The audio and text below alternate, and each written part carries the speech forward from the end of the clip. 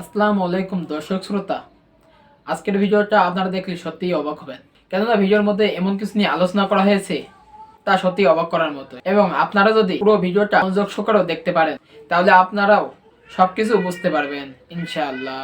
তো দর্শক শ্রোতা, বেশি দেরি করব না, মেন ভিডিওতে চলে যাব। তার আগে আপনাদের কাছে ছোট্ট একটি অনুরোধ, যারা আমার চ্যানেলে নতুন দর্শক আছেন তারা অবশ্যই আমার চ্যানেলটা সাবস্ক্রাইব করবেন, এবং যারা অলরেডি সাবস্ক্রাইব করে রেখেছেন তাদেরকে অসংখ্য ধন্যবাদ।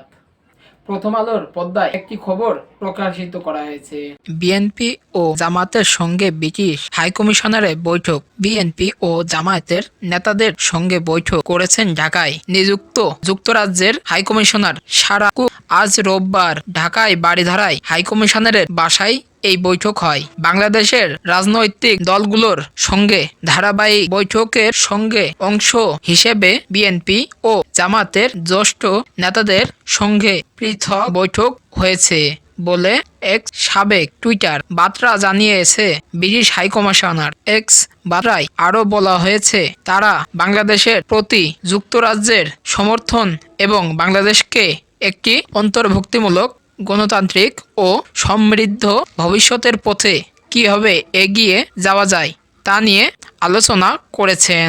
বিএনপির সূত্র জানায়, হাইকমিশনারের সঙ্গে বৈঠকে বিএনপির প্রতিনিধি দলে দলটির স্থায়ী কমিটির সদস্য আমির খসরু মাহমুদ চৌধুরী ও সালাউদ্দিন আহমেদ, সাংগঠনিক সম্পাদক শামা ওবায়েদ সহ আন্তর্জাতিক বিষয়ক সম্পাদক ফাহিমা নাসরিন ও নির্বাহী কমিটির সদস্য নিপুণ রায় বৈঠকে উপস্থিত একটি সূত্র জানিয়েছে 2 ঘন্টা ধরে।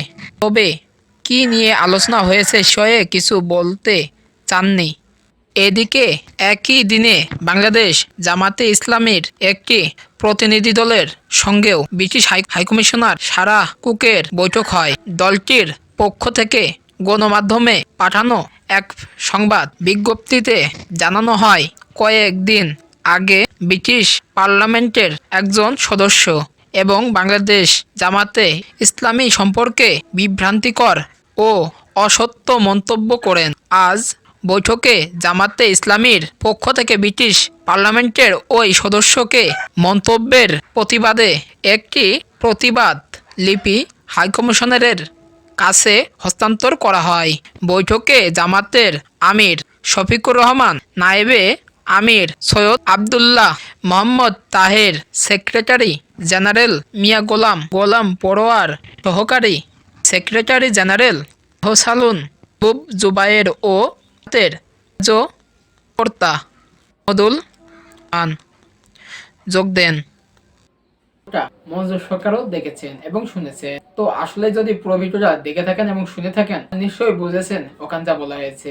আজকের ভিডিও এ পর্যন্তই। পরবর্তী ভিডিও না আসা পর্যন্ত ভালো এবং সুস্থ থাকবেন। আল্লাহ হাফেজ।